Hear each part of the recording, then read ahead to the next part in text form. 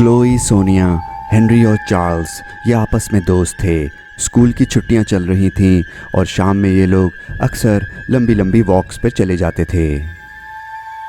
इनके इलाके में एक बहुत ही पुराना घर था जिसके खिड़की दरवाजे सब बंद थे और इसके बारे में मशहूर था कि ये आसिफज़दा यानी कि एक हॉन्टेड हाउस है।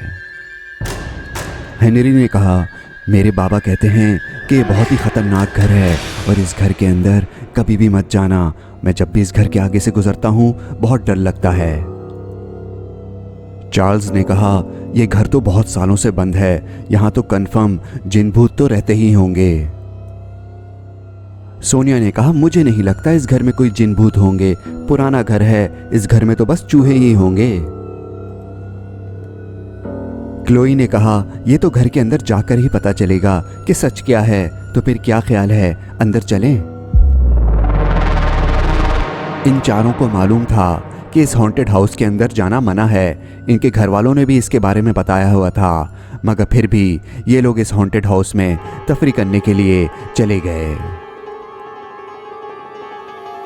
इलाके के लोगों ने इस घर के खिड़की दरवाज़ों को बंद किया हुआ था कि कोई बच्चा शरारत में इस घर के अंदर ना चला जाए। इन लोगों को अंदर जाने का कोई रास्ता नहीं मिल रहा था। हेनरी ने कहा, अरे इस घर के अंदर जाने का तो कोई रास्ता ही नहीं है, हमें वापस चलना चाहिए।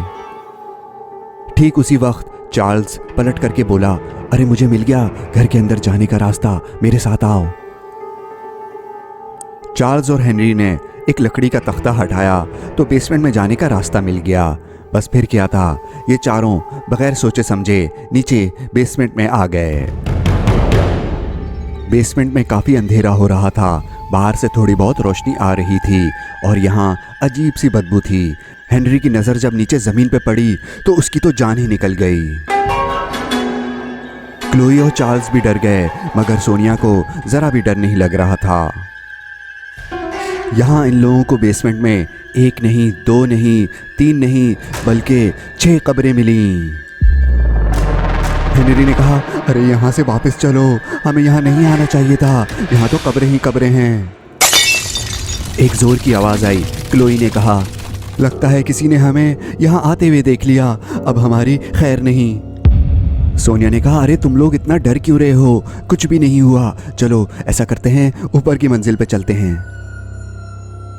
फिर ये तीनों फर्स्ट फ्लोर की तरफ भागे, मगर सोनिया आराम से चलती हुई ऊपर गई। उसको समझ नहीं आ रहा था ये लोग कब्रों को देख करके इतना डर क्यों गए।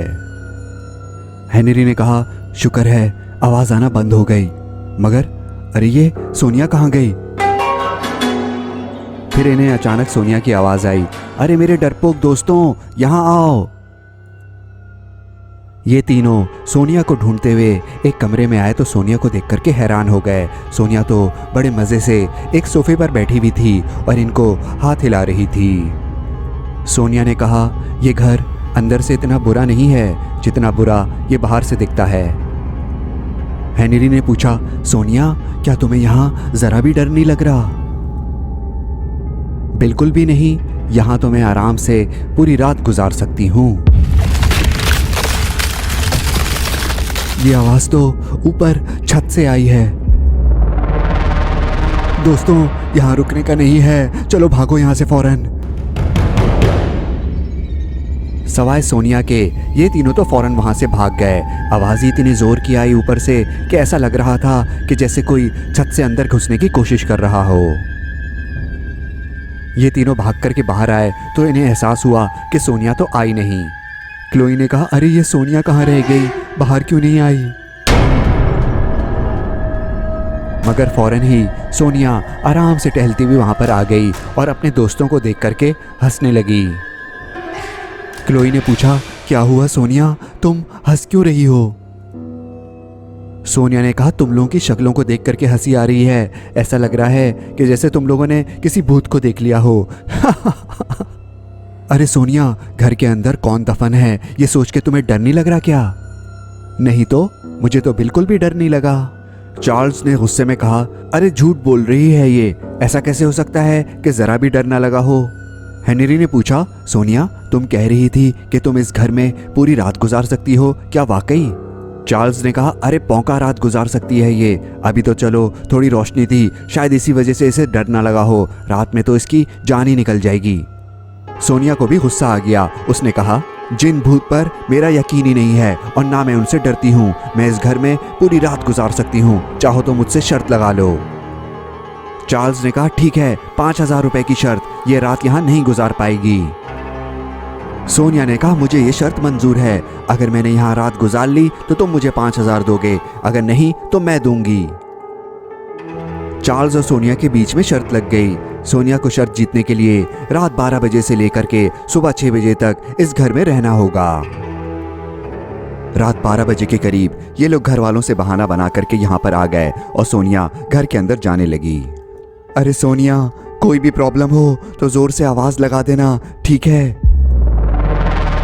सोनिया ने क्लोई को बोला, अरे तुम टेंशन मत लो, चार्ल्स को बोलो बस पैसे रेडी रखे, और ये कह करके वो घर के अंदर चली गई। चार्ल्स ने कहा, आधे घंटे के अंदर चीखें मारती हुई बाहर आएगी, देख लेना। सोनिया घर के अंदर आ गई। बेसमेंट में काफी अंधेरा हो रहा था। सोनिया को डर तो नहीं लग रहा था, मगर उसने सोचा कि ऊपर वक्त गुजारना ज्यादा आसान होगा। घर के बाहर चार्ल्स और हेनरी आराम से बैठे बातें कर रहे थे और क्लोई सोनिया के लिए परेशान हो रही थी।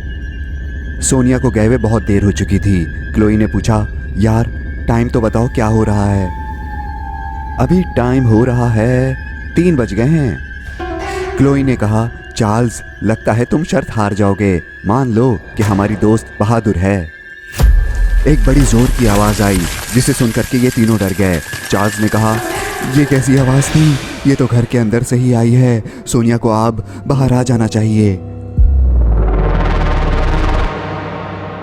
रात 3 बजे के बाद से घर में से बड़ी अजीब अजीब आवाजें आती रहीं, मगर सोनिया की कोई आवाज नहीं आई, ना ही सोनिया घर से बाहर आई।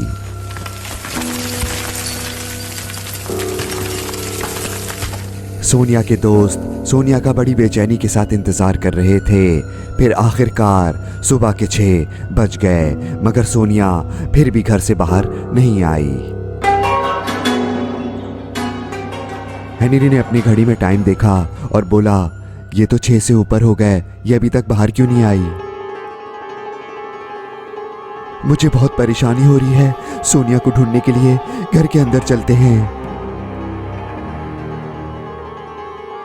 फिर ये तीनों अपनी दोस्त को ढूंढने के लिए घर के अंदर आ गए। फर्स्ट फ्लोर पे ये तीनों सोनिया को ढूंढने के लिए पूरे घर में फैल गए, मगर सोनिया का कुछ पता नहीं चल रहा था।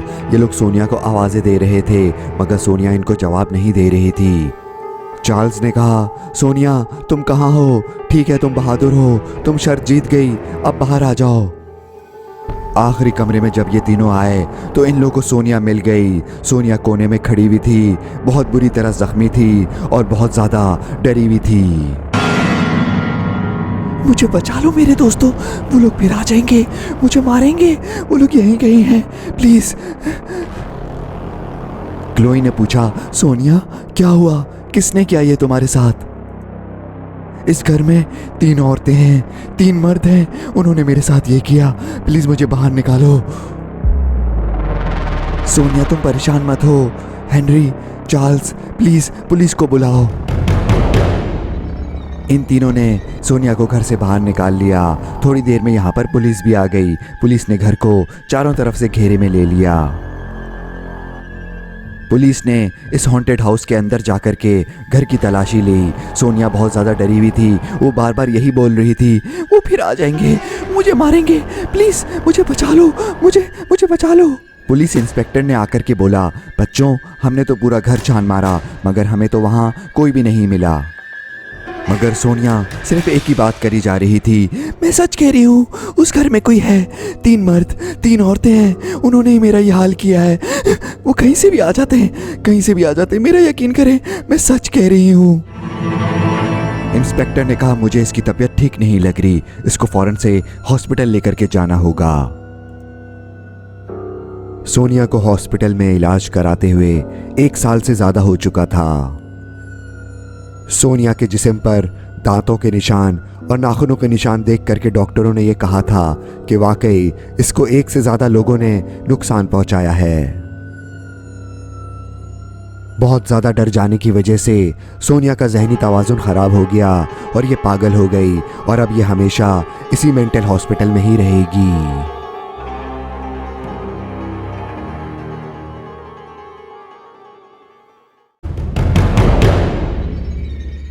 पीटर के मम्मी और डैडी किसी ज़रूरी काम से दूसरे शहर गए हुए थे।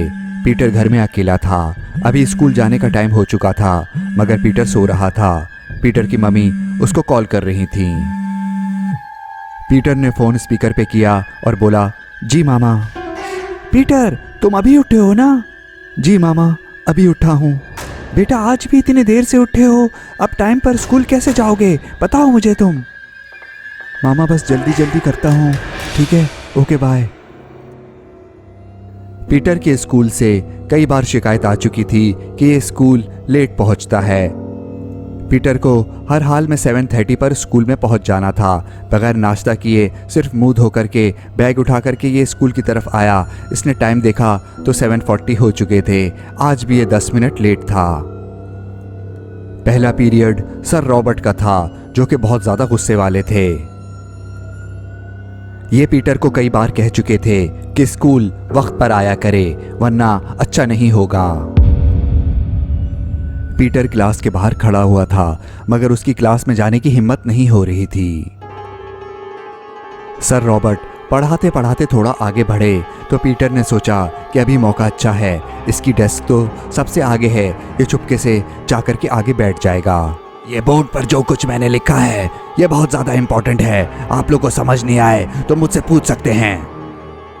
पीटर, आज तुम फिर लेट आए, क्यों?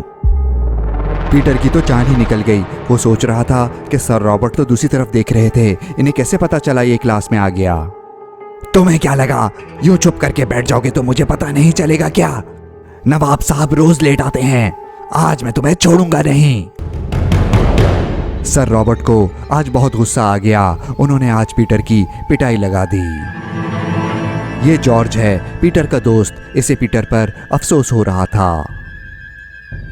सर रॉबर्ट ने पीटर को मारने के बाद उसको कोने में हाथ ऊपर करके खड़ा कर दिया और उसको स्कूल का बैग भी उतारने नहीं दिया। ब्रेक के टाइम सब बच्चे खेल रहे थे मगर पीटर गुस्से में एक बेंच पर बैठा हुआ था। इसका फ्रेंड जॉर्ज इसके पास आया और मजाक में बोला, हाँ भाई, कल तो स्कूल टाइम पे आओगे ना या फिर लेट आओगे? चले जाओ यहाँ से, मुझे किसी से बात करने का दिल नहीं चाह रहा। ओ यार, मुझसे क्यों नाराज हो रहे हो? मैंने थोड़ी तुम्हारी पिटाई लगाई है। जॉर्ज पीटर के साथ बैठ गया। पीटर ने कहा, यार 10 मिनट क्या लेट हो गया, उन्होंने तो मेरी पिटाई लगा दी, ऊपर से हाथ ऊपर करके खड़ा कर दिया। मेरे तो दोनों हाथों में दर्द हो रहा है।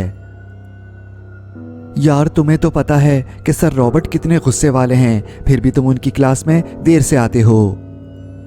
यार मुझे सर रॉबर्ट से बदला लेना है, बहुत ज़्यादा गुस्सा आ रहा है मुझे उन पर। ऐसे करता है क्या कोई? मुझे उनसे इंतकाम लेना है। हाँ बस, और कुछ नहीं। क्या कहते हो, तुम मेरा साथ दोगे? अरे कुछ बोलो ना, तुम चुप करके क्या बैठे हुए हो? यार तुमने इंतकाम की बात की तो इससे मुझे बड़ी अजीब सी बात याद आ गई। तुम्हें याद है ना, पहले हम किराए के मकान में रहते थे। उस घर के बराबर में एक बुढ़ी आंटी रहती थी जो कि जादू टोना करती थी। मुझे उस औरत से बड़ा डर लगता था। एक दिन वो औरत घर में नहीं थी ना, तो मैं उसके घर के अंदर चला गया। उसके घर के अंदर बड़ी अजीब व गरीब चीज़ें थी। फिर मुझे ना टेबल पर एक किताब मिली। मैं उस किताब को पढ़ने की कोशिश कर रहा था मगर फिर अचानक उस औरत की आवाज़ आई। वो घर के अंदर आ चुकी थी। वो जैसे ही उस कमरे में आई जिसमें मैं था तो मैं तो फ़ौरन से भाग गया और अपने साथ किताब भी ले गया। तुम्हें पता है वो किताब किस चीज़ की थी? हाँ हाँ मुझे पता है, वो किताब होगी खाना पकाने की। अरे नहीं यार, वो किताब थी जादू मंतर की। अरे नहीं यार, तुम मजाक कर रहे हो ना? अरे नहीं नहीं यार, मैं सच कह रहा हूँ, मेरा यकीन करो। उस जादू की किताब में ना एक पेज है, उस पे लिखा हुआ है इंतकाम का जादू। जबरदस्त जॉर्ज, वो किताब लेकर के ना आज तुम मेरे घर पे आ जाओ। ठीक है, रात में मैं किताब लेके तुम्हारे घर पे आऊंगा। रात में जॉर्ज पीटर के घर वो जादू की बुक लेकर के आ गया। किताब में बड़ी अजीब अजीब बातें लिखी हुई थी। उन दोनों ने फैसला किया कि जो लिखा हुआ है वो करके रहेंगे। जादू की किताब में लिखा था कि चांदनी रात में कब्रिस्तान जाकर के वहां से किसी कब्र की मिट्टी उठाओ और किसी मरे हुए इंसान की हड्डी लेकर के आओ। पीटर एक कब्र में उतर गया और उसने कहा, यार मैं इस ढांचे का क्या करूं? एक पुरानी कब्र में ढांचा पड़ा हुआ था। जॉर्ज ने कहा, यार किसी भी हड्डी से काम चल जाएगा, तुम बस कोई भी हड्डी पकड़ के खींच लो। पीटर को डर तो लग रहा था, मगर उसने हिम्मत की और फिर ढांचे का हाथ पकड़ करके खींचा।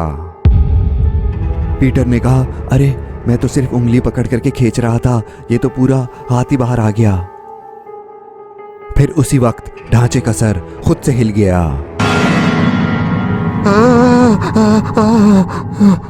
कौन है यहां पर? हाँ, कौन है? कब्रिस्तान में इनके अलावा भी कोई था, जिसकी आवाज सुनकर के ये लोग भाग गए। ये दोनों भागते भागते कब्रिस्तान से काफी आगे निकल गए। जॉर्ज ने पीटर से पूछा, अरे यार वो कौन था? किसकी आवाज थी कब्रिस्तान में? अरे डरो मत, मुझे लगता है शायद वो कब्रिस्तान का चौकीदार था। अच्छा तुम वो जादू की बुक निकालो, फिर देखते हैं कि हमें आगे और क्या करना है। जॉर्ज ने जादू की किताब निकाली और पढ़ करके बोला, अबे यार इसमें तो लिखा है कि जिस पर जादू करना हो तो जब वो सो रहा हो तो उसके बिस्तर के किनारे इंसानी हड्डी डाल दें और वो कब्र की मिट्टी भी डाल दें, फिर वो मंत्र बार बार पढ़ें। क्या? ऐसा कैसे कर सकते हैं हम लोग? यानी कि सर रॉबर्ट के घर जाएं और जब वो सो रहे हों तो उनके बिस्तर के किनारे जाकर के मंत्र पढ़ें? नहीं भाई नहीं, ये तो बहुत मुश्किल काम है। वैसे तो सर रॉबर्ट घर पे अकेले होते हैं, मुझे उनका घर पता भी है। उनके घर पे उनके अलावा कोई नहीं होता। तुम कहो तो हम जाकर के देखें। यार अगर हम लोग पकड़े गए ना तो बड़ी मुसीबत आ जाएगी, हम दोनों को तो स्कूल से निकाल देंगे। यार सही कह रहे हो तुम, चलो ऐसा करते हैं, उनके घर के पास चलते हैं, फिर सोचेंगे क्या करना है। रात का 1 बज रहा था। ये दोनों सर रॉबर्ट के घर के पास पहुंच गए थे। जॉर्ज ने कहा, इस घर में वो अकेले हैं, ये मेन दरवाज़ा तो बंद होगा, आओ पीछे खिड़की से देखते हैं। इन दोनों को घर के पीछे एक खिड़की खुली हुई नजर आई तो ये दोनों घर के अंदर ही चले गए। सर रॉबर्ट गहरी नींद में सो रहे थे और जोर जोर से खर्राटे ले रहे थे।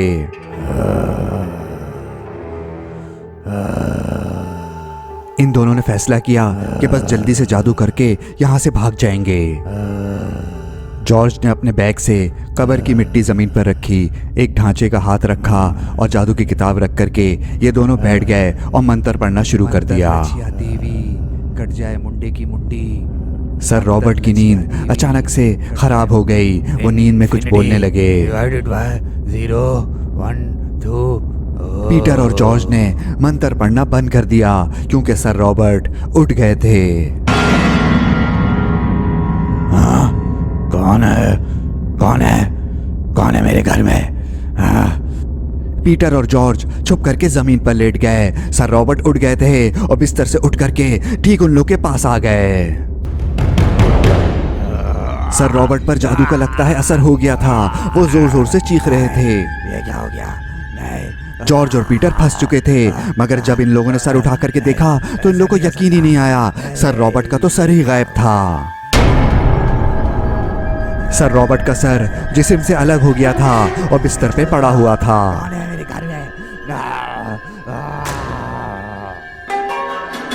पीटर और जॉर्ज निकल करके भागे। उनके पीछे सर रॉबर्ट का धड़ आया जो उनको पकड़ने की कोशिश कर रहा था, मगर उसको कुछ नजर ही नहीं आ रहा था। पीटर और जॉर्ज खिड़की से निकल करके भाग गए। रात में जॉर्ज पीटर के घर पे ही रुक गया। ये दोनों बहुत ज़्यादा डरे हुए थे। इन दोनों को नहीं समझ आ रहा था कि आखिर सर रॉबर्ट के साथ हुआ क्या। ये दोनों सारी रात जागते रहे और अगले दिन सुबह सुबह टाइम पर स्कूल चले गए। क्लास का टाइम शुरू हो चुका था, मगर सर रॉबर्ट अभी तक क्लास में नहीं पहुंचे थे। सब बच्चे बहुत परेशान थे। उनके बारे में मशहूर था कि ये 40 साल में आज तक स्कूल लेट नहीं आए। पीटर और जॉर्ज दोनों बहुत उदास थे। वो सर रॉबर्ट को जान से थोड़ी मारना चाहते थे। वो लोग तो सिर्फ बदला लेना चाहते थे, मगर उनको क्या पता था कि ये हो जाएगा। मगर फिर अचानक सर रॉबर्ट क्लास में आ गए।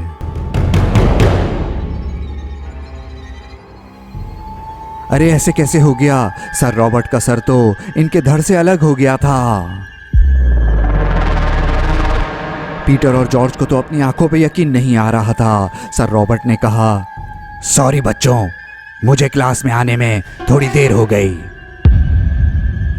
पीटर और जॉर्ज, तुम दोनों इतना डरे हुए क्यों हो? क्या किसी भूत को देख लिया? सर रॉबर्ट को जिंदा सलामत देख करके तो इन दोनों की तो चीखें निकल गईं। और फिर जब इन लोगों की नजरें सर रॉबर्ट की गर्दन पर बने टांकों के निशान पर पड़ी तो ये दोनों तो गिर करके बेहोश हो गए।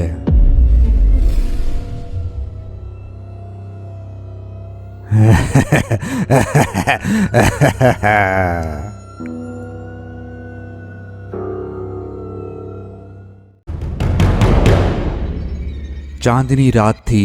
शुक्ला जंगल में लकड़ियां काटने गया हुआ था। आज उसे जंगल में लकड़ियां जमा करने में काफ़ी देर हो गई थी। गांव की तरफ वापस जाते हुए आज जंगली जानवरों की कुछ ज़्यादा ही आवाज़ आ रही थी, और वो भी थोड़ा करीब से। शुक्ला ने रुक करके झाड़ियों में नज़र डाली तो उसे वहाँ भेड़ियों की चमकती हुई आंखें नजर आईं। लकड़ियां फेंक करके शुक्ला वापस जंगल की तरफ भागा और भेड़िए उसके पीछे लग गए। भेड़ियों से तेज तो कोई भी नहीं भाग सकता। आखिर शुक्ला थक करके रुक गया और फिर भेड़ियों ने उस पर हमला कर दिया। शुक्ला के चीखने की आवाज पूरे गांव ने सुन ली। सब परेशान हो गए। अरे ये किसकी आवाज आई है? अरे ये शुक्ला होगा। जंगल से लकड़ियां काट करके वो अभी तक नहीं आया। हमें उसे बचाने के लिए फौरन जाना होगा। आ जाओ मेरे साथ। फिर गांव के सब मर्द कुल्हाड़ियां लेकर के शुक्ला को बचाने के लिए जंगल में भागे। जमीन पर लकड़ियां पड़ी हुई हैं, इसका मतलब है शुक्ला यहीं पे होगा। अरे वो देखो सामने क्या है? सामने 3 काले भेड़िए थे जो शुक्ला को नोच नोच करके खा रहे थे। सब शुक्ला को बचाने के लिए जब भागे तो भेड़िए डर करके वहां से चले गए। अरे इस बेचारे को तो भेड़ियों ने मार डाला। सब होशियार रहें, भेड़िए हम पर भी हमला कर सकते हैं। मगर शुक्ला मरा नहीं था। उसने आंखें खोल ली। अरे ये देखो, शुक्ला तो जिंदा है। अरे इसे फौरन से उठाओ और गांव लेकर के चलो। शुक्ला को उठा करके ये लोग गांव ले आए। आपको क्या लगता है ये जिंदा बच पाएगा? इसका बहुत ज्यादा खून बह गया है और इसके जख्म भी बहुत गहरे हैं। मैं पूरी कोशिश करूंगी इसको जिंदा बचाने की। आप पूरी कोशिश करें, मुझे यकीन है कि आप इसको ठीक कर देंगी। चलो आओ बाहर चलते हैं और सबको बताते हैं कि हमें होशियार रहना पड़ेगा, क्योंकि यहाँ पर भेड़िए आ चुके हैं। जैसा कि आप लोग सब जानते हैं कि हमारे गांव के पास भेड़िए आ गए हैं। अब हमें एहतियात करनी पड़ेगी। शाम होने से पहले पहले जंगल से लकड़ियां काट करके सब वापस आ जाएं, और बच्चे और औरतें अकेले मत जाएं। अपने साथ किसी मर्द को ज़रूर लेकर के जाएं। गांव में सब लोग बहुत ज़्यादा डर गए थे। रीना आंटी ने शुक्ला का बहुत मेहनत से इलाज किया और उसका ख्याल रखा, और आखिरकार 2 हफ्ते के बाद शुक्ला बिस्तर से उठ करके खड़ा हो गया। शुक्ला को गांव वाले बहुत पसंद करते थे, क्योंकि ये बच्चों को पढ़ाता था। आज शुक्ला पर हमला हुए पूरा 1 महीना गुजर चुका था। शुक्ला बच्चों को पढ़ा रहा था कि अचानक उसकी तबीयत खराब हो गई। अरे क्या हो रहा है मुझे? बच्चों, मेरी तबीयत कुछ ठीक नहीं लग रही।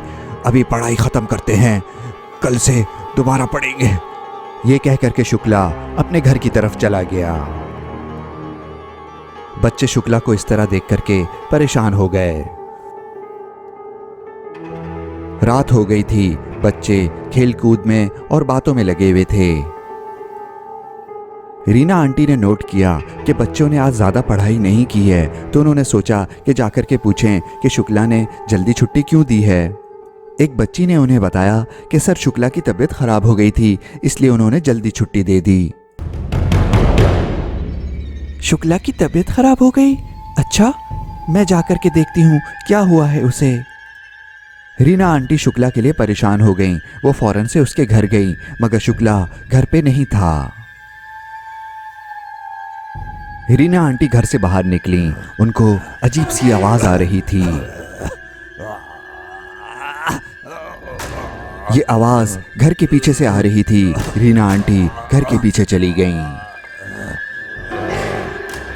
शुक्ला, शुक्ला, तुम यहाँ पर हो?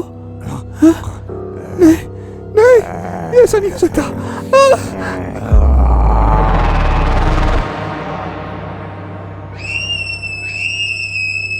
अगले दिन की सुबह बच्चों की चीख से हुई, क्योंकि इन बच्चों ने रीना आंटी की लाश देख ली थी। बच्चों की चीखने की आवाज़ सुनकर के यहाँ पर कुछ लोग आ गए और ये देख करके परेशान हो गए कि रीना आंटी को किसने इतनी बेदर्दी से मार डाला। जमीन पर बड़े ही अजीब से पाँव के निशान भी थे। अरे, ये जमीन पर बड़े बड़े पाँव के निशान कैसे हैं?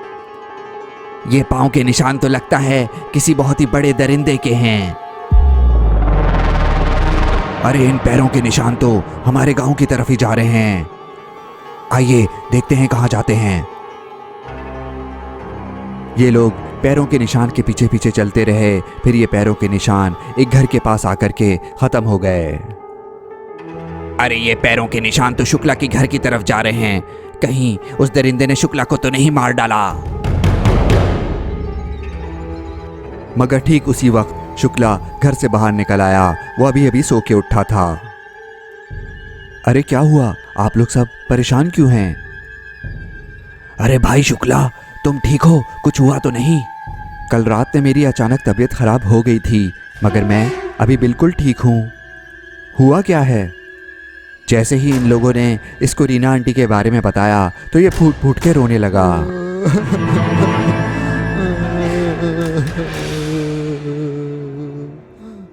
रीना आंटी के मरने के बाद गांव के चारों तरफ बाढ़ लगा दी गई और रात में हिफाजत के लिए 2 लोग सारी रात जागते और पूरे गांव की हिफाजत करते। सूरज के ढलने के बाद किसी को भी इजाजत नहीं थी कि वो घर के बाहर रहे। आपने एक बात गौर की है कि पूरा महीना तो ठीक से गुजर जाता है, मगर जब भी फुल मून यानी कि 14वीं का चांद होता है तो कुछ ना कुछ गड़बड़ जरूर होती है। ठीक कह रहे हो तुम। आज भी 14वीं का चांद है, हमें होशियार रहना होगा। रात के तकरीबन 3 बज रहे थे। गांव के 2 बंदे हिफाजत कर रहे थे। फिर अचानक से उन्हें अजीब अजीब आवाज़ आना शुरू हो गई। ये दोनों भाग करके फौरन से उस आवाज़ की तरफ गए। ये वही जगह थी जहां पर भेड़ियों ने रीना आंटी को मारा था। इन्हें झाड़ियों से निकलता हुआ कोई नजर आया। ये कोई भेड़िया नहीं बल्कि कोई और दरिंदा था। इसको देख करके तो इन दोनों की जान निकल गई और ये लोग फौरन से अपनी जान बचाने के लिए यहां से भागे। इन दोनों को ज्यादा दूर भागने का मौका ही नहीं मिला। इस दरिंदे ने फौरन से आकर के इन दोनों को पकड़ लिया। अगले दिन गांव वालों को इन दोनों की लाशें पड़ी हुई मिली, जिसको गांव वालों ने दफना दिया। अगर इन लोगों ने जल्द कुछ ना किया तो दरिंदा इन सबको एक एक करके मार डालेगा। अब जब 14वीं का चांद दोबारा आया तो गांव वाले तैयार थे। उन्होंने एक मंसूबा बनाया हुआ था कि किसी भी तरह इस दरिंदे को पकड़ लेंगे। सब गांव वाले छुपे हुए थे, सवाए इस लड़की के जो कि एक सुतून के साथ खड़ी हुई थी। बस थोड़ी ही देर में वो दरिंदा उसके सामने आ चुका था। ये तो एक भेड़िए नुमा इंसान था। ये दरिंदा बहुत भूखा था और ललचाई हुई नजरों से इस लड़की को देख रहा था। फिर ये भाग करके इसके करीब आ गया। अब तो ये इसको खाने ही वाला था। लड़की ने चीखा, बचाओ मुझे, रस्सी काट दो। एक आदमी ने कुल्हाड़ी घुमाई और रस्सी काट डाली, जिससे भेड़िए के ऊपर एक पिंजरा था जो कि उसके ऊपर आकर के गिर गया। पकड़ा गया, आ जाओ सब, मार डालो इसे। ये दरिंदा फंस चुका था। गांव के मर्दों ने इसको चारों तरफ से अपने घेरे में लिया हुआ था। इस दरिंदे ने हमारे बहुत से लोगों को मारा है, अब इसको भी मार डालो। Shop, shop, shop. बड़े बड़े नेज़े इस दरिंदे के सीने में घुस चुके थे और ये तकलीफ से चिल्ला रहा था। और फिर थोड़ी देर में ये जमीन पर गिर गया। सब खुश हो रहे थे कि आखिरकार इन्होंने इस दरिंदे को मार डाला। मगर ये दरिंदा जैसे ही मरा तो एक बड़ी तेज सी रोशनी निकली इसमें से। जैसे ही तेज रोशनी खत्म हुई तो ये लोग हैरान हो गए, क्योंकि उस दरिंदे का जिस्म तब्दील होकर के एक इंसान का बन गया। जब इन लोगों ने गौर से देखा कि ये कौन है तो इन लोगों को समझ आ गया कि ये तो शुक्ला है।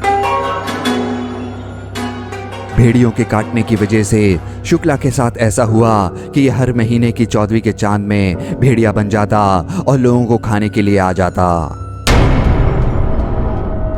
सबको बहुत अफसोस तो हो रहा था, मगर सवाए इसको मार डालने के इनके पास कोई दूसरा रास्ता नहीं था।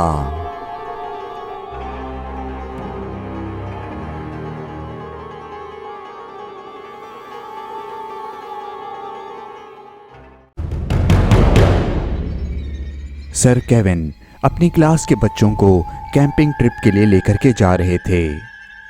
आज की रात ये लोग यहीं गुजारेंगे। सब बच्चे बहुत ज़्यादा खुश थे। एक लड़की ने सर केविन से पूछा, सर एक सेकंड रुकें, सर ये बताएं, यहाँ पर ऐसा लग रहा है जैसे पहले यहाँ कोई रहता था। हाँ, कई 100 साल पहले यहाँ लोग रहते थे, मगर अब ये जगह वीरान है, यहाँ कोई नहीं रहता और ना रहना चाहता है। अच्छा, हमें अंधेरा होने से पहले पहले ऊपर की तरफ जाना है। सर केविन ने इस जगह के बारे में ज्यादा कुछ नहीं बताया और बच्चों को लेकर के आगे जाने लगे। पहाड़ियों के बीच में ये वादी बहुत ही खूबसूरत थी, मगर यहाँ ऐसा क्या हुआ कि अब यहाँ कोई नहीं रहना चाहता।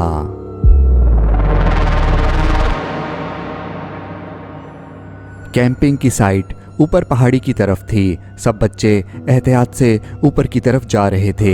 सर केविन सब पे नज़र रखे हुए थे, खास करके लेस्टर पे। लेस्टर क्लास का सबसे शरारती बच्चा था। सर केविन को उससे डर था कि यकीनन कुछ ना कुछ शरारत ये ज़रूर करेगा। लेस्टर ने कहा, अबे सर ऊपर कहाँ बोर करने के लिए लेकर के जा रहे हैं? मेरा दिल चाह रहा है कि उस वीरान बस्ती में जाकर के देखूं कि वहाँ क्या है। अरे अभी तो ऊपर चलो, सर तो तुम्हें ही देख रहे हैं। ऊपर से नीचे वादी पूरी साफ नजर आती थी। सब बच्चे ऊपर पहुंच चुके थे। सर केविन ने बच्चों को कहा कि शाबाश, सब अपने अपने टेंट निकाल लें और लगाना शुरू कर दें। यहाँ पर हम लोग आग भी लगाएंगे। मैं उम्मीद करता हूँ आप लोगों को ये जगह पसंद आई होगी। थैंक यू सर, आप हमें इतनी अच्छी जगह लेकर के आए। थैंक यू सर, आप हमें इतनी अच्छी जगह लेकर के आए। अबे मैं नहीं कर रहा ये बेकार काम, इन सबको करने दो। सब बच्चे सर केविन के साथ मिल करके टेंट लगाने में मसरूफ थे, सवाए लेस्टर और उसके एक दोस्त के। उन दोनों ने टेंट लगाने में किसी की भी मदद नहीं की, बस आपस में बातें करते रहे और नीचे वादी में देखते रहे। थोड़ी देर के बाद इन दोनों को नीचे वादी में कोई चलता हुआ नजर आया। लेस्टर ने कहा, अरे वो देखो, नीचे कोई जा रहा है। अरे यार नीचे चलते हैं, देखते हैं कौन है। अरे किसी ने देख लिया ना तो मसला हो जाएगा। अबे डर क्यों रहा है? मैं हूं ना, कुछ नहीं होगा, थोड़ी देर में वापस आ जाएंगे। ये दोनों चुपके से भाग करके नीचे आ गए। भागते भागते तो लेस्टर की सांस ही फूल गई। अरे अंकल, हमें आपसे ज़रूरी बात करनी है, प्लीज़ हमें बताएं आप कहाँ जा रहे हैं और आपको क्या इस बस्ती के बारे में कुछ पता है? अरे तुम दोनों कौन हो और यहाँ पर अकेले क्या कर रहे हो? अच्छा, तो तुम दोनों स्कूल के साथ आए होगे, है ना? अच्छा ये बताओ कि क्या तुम्हारे टीचर ने यहाँ के बारे में कुछ नहीं बताया? नहीं, हमारे टीचर ने तो कुछ नहीं बताया। हम तो जानना चाहते हैं आपसे कि ये जगह क्यों बंद कर दी गई और लोग यहाँ से क्यों चले गए। अरे तुम दोनों को अकेले यहाँ पर नहीं आना चाहिए था। वैसे भी यहाँ पर अंधेरा होने वाला है। फौरन से मेरे साथ आओ, मैं तुम्हें इस जगह के बारे में बताता हूँ, फिर वापस चले जाना, ठीक है? फिर ये दोनों बाबा जी के साथ चले गए। बाबा जी ने इन लोगों को बताया कि आज से कई 100 साल पहले यहाँ पर लोग हंसी खुशी जिंदगी गुजार रहे थे। फिर एक दिन इस गांव में 3 औरतें भागती हुई आईं। उन्होंने गांव वालों से मदद मांगी कि इनके पीछे एक जालिम आदमी लगा हुआ है जो उनको मारना चाहता है। गांव वालों ने उन औरतों की मदद नहीं की। फिर उन तीनों औरतों ने इस कुएं में छलांग लगा करके जान दे दी। इस कुएं के बारे में मशहूर था कि जो भी इसमें सिक्का डालता है तो उसकी ख्वाहिश ज़रूर पूरी होती है। क्या ये कुआं अभी भी लोगों की ख्वाहिश पूरी करता है? अरे नहीं, उन औरतों के कुएं में मर जाने के बाद से उन गांव वालों की जिंदगी बर्बाद हो गई। कुएं का पानी खराब हो गया और कोई भी उसे पी नहीं सकता था। गांव के मर्दों ने सोचा कि उनकी लाशें निकालें, मगर जब उन्होंने कुएं में देखा तो उनकी तो जान निकल गई, क्योंकि उन औरतों की लाशें ऊपर की तरफ देख करके हंस रही थीं। फिर ये तीनों कुएं से बाहर आ गईं और लोगों को मारना शुरू कर दिया, खास करके जो इस कुएं के करीब आता। यूं ये हंसता बसता गांव बर्बाद हो गया। लोगों ने इस गांव को छोड़ दिया और कहीं और चले गए। ये बात तो कई 100 साल पुरानी है, मगर मैंने सुना है कि अभी भी अगर कुएं के पास कोई जाएगा तो वो औरतें कहीं कहीं जंगलों से निकल करके उसको मार डालेंगी। अंधेरा बढ़ता जा रहा है, हमें यहाँ पे नहीं होना चाहिए, चलो वापस चलो। बीच में आग जल रही थी। सब बच्चे मज़े से सर केविन की कहानी सुन रहे थे। लेस्टर और उसका दोस्त वापस आ चुके थे। किसी ने नोट नहीं किया था कि ये लोग नीचे से घूम करके आ रहे हैं। उस गांव के बारे में सोच करके तो मुझे बड़ा डर लग रहा है। और ये सिर्फ कहानियां हैं जो उस बाबा ने हमें सुना दी और कुछ भी नहीं। अच्छा ऐसा करो, सर केविन से पूछो, देखते हैं उनको क्या पता है। सर केविन मज़े मज़े की कहानियां सुना रहे थे। लेस्टर के दोस्त ने हाथ ऊपर किया और बोला, एक्सक्यूज़ मी सर, मैं आपसे एक सवाल करना चाहता हूँ। वो नीचे जो गांव है कुएं वाला, उसके बारे में आप क्या जानते हैं? सर ये सवाल सुनकर के संजीदा हो गए। फिर बोले, वैसे तो उस गांव के बारे में बहुत सारी कहानियां मशहूर हैं, मगर मैं नहीं बताऊंगा, कहीं ऐसा ना हो तुम लोग डर जाओ। बस इतना कहूंगा कि कुछ ना कुछ गड़बड़ वहां ज़रूर थी, इसी वजह से लोग वहां से चले गए। रात के 12 बजे के करीब सब लोग सोने के लिए चले गए। लेस्टर और उसका दोस्त दोनों जाकर के अपने कैंप में लेट गए। लेस्टर ने कहा, ए, जब सब सो जाएं तो हम लोग चलते हैं उस कुएं के पास, उसमें सिक्का डालेंगे, फिर हमारी ख्वाहिश पूरी हो जाएगी। अरे नहीं, कैसी बातें कर रहे हो? मैं तुम्हारे साथ कहीं भी नहीं जाने वाला। तुम मजाक कर रहे हो ना मेरे साथ? यार प्लीज़ ऐसी बातें मत करो, मुझे बहुत डर लगता है। लेस्टर का दोस्त तो फौरन ही सो गया। रात के तकरीबन 3 बज रहे थे। सब अपने टेंट में सो रहे थे। इन लोगों को सुबह उठ के नाश्ता करके यहाँ से चले जाना था। लेस्टर के फ्रेंड की अचानक से रात में आँख खुली तो उसने लेस्टर की तरफ देखा तो उसकी तो जान ही निकल गई। लेस्टर टेंट के अंदर नहीं था। ये फौरन से भाग करके बाहर आया ताकि लेस्टर को ढूंढ सके। इसने इधर उधर देखा मगर लेस्टर तो यहाँ पे था ही नहीं। फिर इसने सोचा क्या लेस्टर वाकई नीचे कुएं के पास चला गया। इसने नीचे जब झांक के देखा तो इसका शक यकीन में बदल गया। लेस्टर भागता हुआ जंगल की तरफ जा रहा था। एक बार इसने पलट करके अपने दोस्त की तरफ देखा। लेस्टर प्लीज वहां नहीं जाओ। लेस्टर को अपने दोस्त की आवाज़ तो आ गई थी, मगर उसने अपने दोस्त की बात नहीं मानी और जंगल की तरफ भागता चला गया।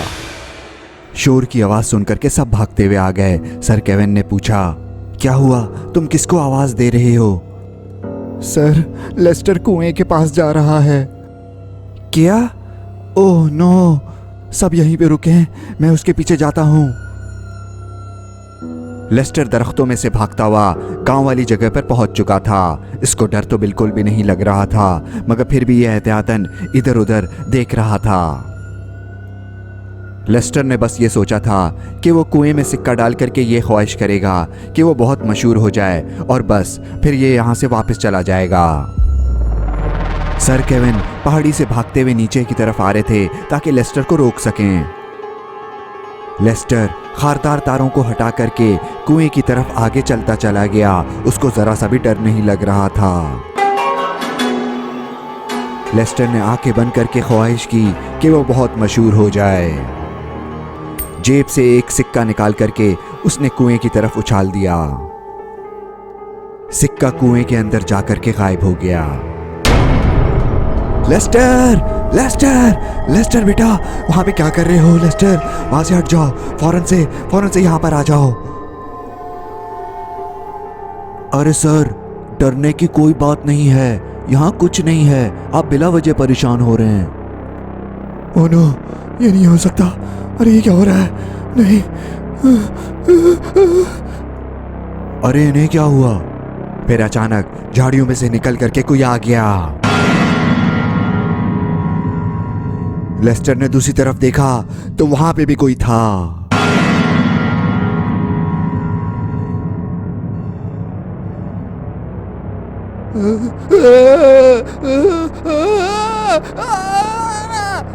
लेस्टर को फिर इन तीनों औरतों ने मार डाला, मगर लेस्टर की आखिरी ख्वाहिश पूरी हो गई। वो बहुत मशहूर हो गया। अगले दिन अखबारों में, न्यूज़ में उसी का नाम था। उसके दोस्त ऊपर से सब कुछ देख रहे थे, मगर उसकी मदद नहीं कर सकते थे।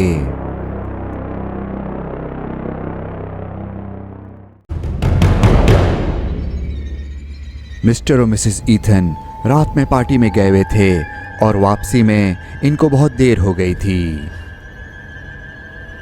रात के तकरीबन 2 बज रहे थे और अभी भी इन्हें घर पहुंचने में कम से कम 1 घंटा था। आराम से हाईवे पर इनकी गाड़ी चल रही थी और हाईवे के दोनों तरफ दरख्त ही दरख्त थे। मिस्टर ईथन गाड़ी आराम से चला रहे थे, ज़्यादा तेज़ नहीं। इनकी बेगम ने कहा, अरे गाड़ी रोकें, वो देखें वहाँ पर क्या हुआ। यहाँ पर एक गाड़ी का एक्सीडेंट हुआ था और उस गाड़ी में से धुआं निकल रहा था। इन लोगों ने ये देख करके फौरन से गाड़ी रोक दी। तुम यहीं बैठो, मैं देख करके आता हूं। ईथन फौरन से भागता हुआ यहाँ पर आया तो जब उसने गाड़ी के अंदर देखा तो परेशान हो गया, क्योंकि गाड़ी के अंदर 2 लोग मरे हुए थे। इन दोनों के जिस्मों से खून बह रहा था। ये देख करके ईथन उदास हो गया कि बेचारे एक्सीडेंट की वजह से मारे गए। ईथन ने जब पीछे सीट पर देखा तो वो परेशान हो गया, क्योंकि पीछे सीट पर एक बच्ची बैठी हुई थी। मिसेस ईथन अकेले गाड़ी में बैठी हुई थी और उन्हें बहुत डर लग रहा था। फिर उन्होंने सामने देखा कि मिस्टर ईथन एक बच्ची को गोद में उठा करके आ रहे हैं। ये बच्ची जिंदा थी और इसके जिस्म पर किसी चोट का निशान भी नहीं था। मिस्टर ईथन फौरन से इसको अपनी गाड़ी में लेकर के आ गए। अरे ये बच्ची आपको कहाँ से मिली? इसे क्या हुआ है? ये बच्ची अपनी आंखें क्यों नहीं खोल रही? अरे बताता हूँ सब कुछ। इस बच्ची को लेकर के हमें फौरन से हॉस्पिटल जाना होगा। बच्ची को लेकर के फौरन से ये लोग हॉस्पिटल की तरफ जाने लगे। मिस्टर ईथन ने अपनी बेगम को बताया कि इसके माँ बाप मर चुके हैं मगर ये जिंदा है, इसकी नब्ज़ चल रही है मगर ये बेहोश है, इसको फ़ौरन से हॉस्पिटल लेकर के जाना होगा। मिसेस ईथन ये सुनकर के उदास हो गईं। वो पीछे पलट करके बच्ची को देख रही थीं कि कितनी मासूम बच्ची है। कितनी प्यारी और मासूम बच्ची है ये। इसके माँ बाप अब दुनिया में नहीं रहे। ये सुनकर के मेरा दिल ख़राब हो रहा है। अब ये बच्ची इस दुनिया में अकेले रह गई। हॉस्पिटल यहाँ से कितने दूर है? आधा घंटा तो लगेगा। अरे ये देखो, मुझे लग रहा है बारिश शुरू होने वाली है। अरे आप बस सामने देखें और गाड़ी एहतियात से चलाएं। हाँ, बारिश में गाड़ी स्लिप भी हो सकती है। मैं एक बात सोच रहा था, मैंने जब गाड़ी को देखा तो ऐसा नहीं लग रहा था कि जोर का एक्सीडेंट हुआ है, मगर फिर भी इसके माँ बाप तो दोनों मारे गए और इसको ज़रा भी चोट नहीं आई। मैंने ये भी नोट किया कि इसके माँ बाप की सिर्फ गर्दन से खून बह रहा था। तुम्हें क्या लगता है ऐसा कैसे हुआ? तुम खामोश क्यों हो गई?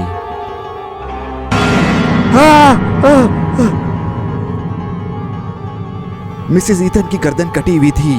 फिर मिस्टर ईथन से गाड़ी बेकाबू हो गई और सीधा जाकर के एक दरख्त से टकरा गई।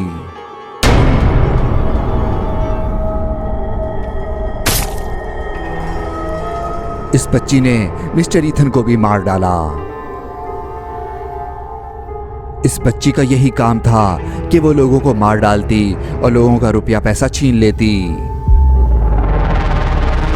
अब ये फिर से बेहोश होने की एक्टिंग कर रही है ताकि कोई उसको बचाने जब आए तो फिर ये उनको भी मार डाले।